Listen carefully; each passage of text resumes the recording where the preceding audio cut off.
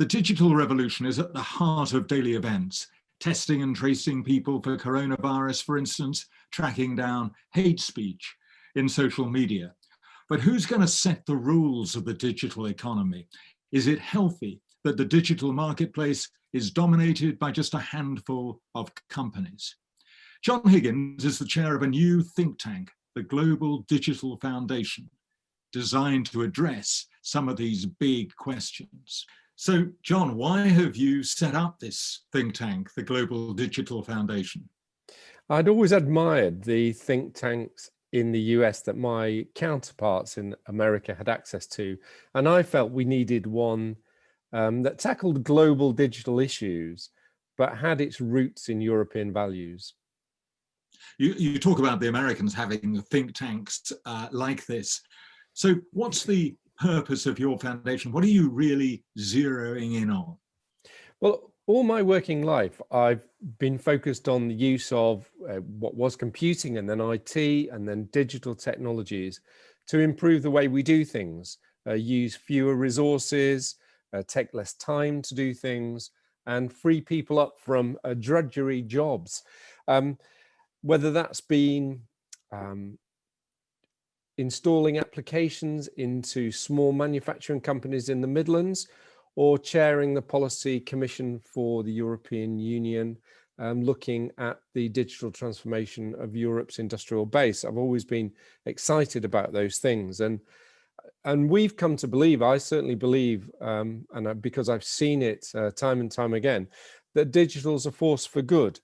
But of course, like all powerful tools, they can be misused, whether that's inadvertently or deliberately. And so, to answer your question, our job in the foundation is to explore the issues that become barriers to this successful use of digital technologies, and openly discuss how we can resolve the problems that arise. You talk about digital being a force for good, but when it comes to digital innovation, there are often headwinds. So why is that, do you think?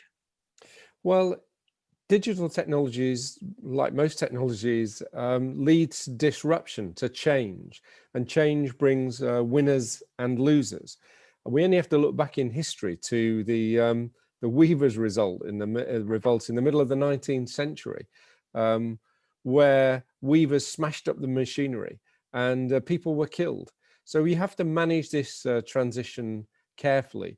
There's no doubt that with the increase in automation, machine learning, artificial intelligence, this time round, jobs will disappear too, but new jobs will be created. That transition needs to be handled very carefully. Now, you're setting up this think tank with a colleague, Paul McDonnell. What are your backgrounds to help you do this? Well, I ran Digital Europe, which is the tech industry association in Brussels. Before that in the UK. I started life as a systems analyst. And in that time, I got to know how tech companies work, how they tick from their management to the software engineers. And of course, working with policymakers around the world gave me an understanding, some insights anyway, into how that digital tech policy process functions around the world. Paul was educated in Dublin at Trinity College, and he set up a think tank in that city that was called the Open Republic. It was associated with the IEA in London. And I met Paul when he was running the Brussels office of a respected US think tank, the ITIF. And so we got together and we decided we would do the thing that I described, a global think tank, but with European roots. So what issues have you focused on? Because the digital world, as you say, touches upon almost every aspect of our modern life. They have been very varied. And we've looked at hateful speech online and what should be done about it. We've examined the issue of digital taxes. We've looked at the role of platforms in the digital economy. And we're currently very focused on artificial intelligence, where we see the huge potential, but also the underlying anxiety.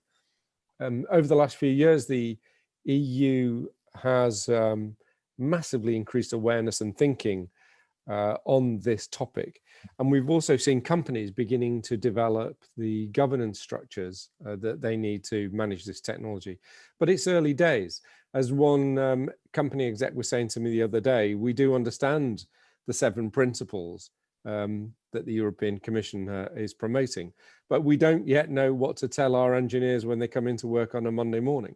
And that's a challenge. That's a challenge that companies are beginning to tackle. But we see a bigger issue that hasn't been tackled yet, and that is one of AI in the supply chain. You know, where the companies come together. AI is not just something you can sort of open the box, get out, and plug in. It's used in a variety of different ways in companies throughout that supply chain, and unless they're using common language, common standards, they mean the same thing, they can rely on each other to do certain things that they have to do, we're storing up difficulties for ourselves. So focusing at the moment on that AI in the supply chain is where we think there's a big issue, a big potential barrier that needs to be resolved for the successful use of AI. And what's the criteria you use when you're deciding what to focus on? Is it looking at what's current, what's making the headlines? How do you decide what to do? Because you can't do everything. No. So what is it that prompts you to say, you know, we'll put some research effort into that? Well, we're very fortunate in that the other things both Paul and I do give us insights into what those challenges are. So, for example, I'm currently a senior advisor to the European Commission on the Intelligent Cities Challenge, which is looking at how over 100 cities in Europe can implement digital technologies to tackle the challenges that cities face today. I'm a senior advisor to a public affairs consultancy, global public affairs consultancy, BCW, and working with companies through the consultancy also keeps me in touch with the issues that people are facing. And then companies come directly to us. So we have a wide variety of sources, if you like, to choose from that tell us what's going on. And when those companies and organizations come to you, why do they come to you? What are they looking for? I think mature organizations realize that you can't just steamroller issues these days. You have to sort of openly discuss them. You have to get the views of all the different parties involved, whether that's obviously public administration, but civil society, academics, and we have a large academic advisory board. So we encourage very open discussions to surface all the aspects of the issues. And I think that's what companies know, that we can bring that independence and transparency. And how do you avoid becoming a mouthpiece for one of these companies? Is that a challenge? We have very strict policies, very strict editorial controls. So whilst we're happy to deal with an issue that a company points us in the direction of, our conclusions are our own. We don't allow anyone else to interfere with our editorial process. We say what we find. And are the challenges, do you think, different in Europe from America? I think no and yes, in a way, in that there are different expectations in Europe, but many of the issues are common across the globe. And not, of course, we don't have to just consider the US and Europe, but increasingly Asia and Africa too. So global challenges, but with different flavors, I think is the way to look at it.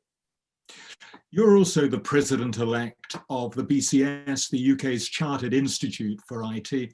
Is there a potential conflict of interest there? On the contrary, I think they are absolutely aligned. The BCS is the Society for Digital Practitioners in the UK, but with many international members too.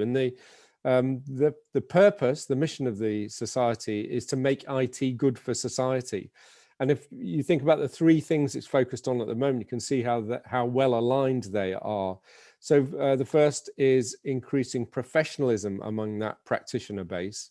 The second is increasing the diversity of that practitioner base. And the third is to tackle that terrible problem of digital poverty that excludes millions of people from being able to take advantage of the benefits of digital. So no, absolutely in alignment. So coming back to the foundation, combining digital experience with a global outlook, but shaped by also your European experience, is this the right time, do you think, to be launching a think tank?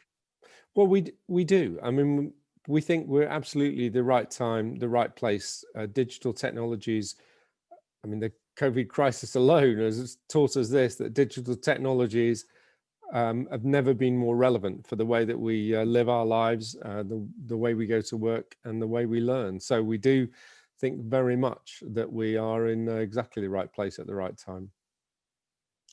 John, thank you very much. Thank you. Thank you, Gavin. Thank you.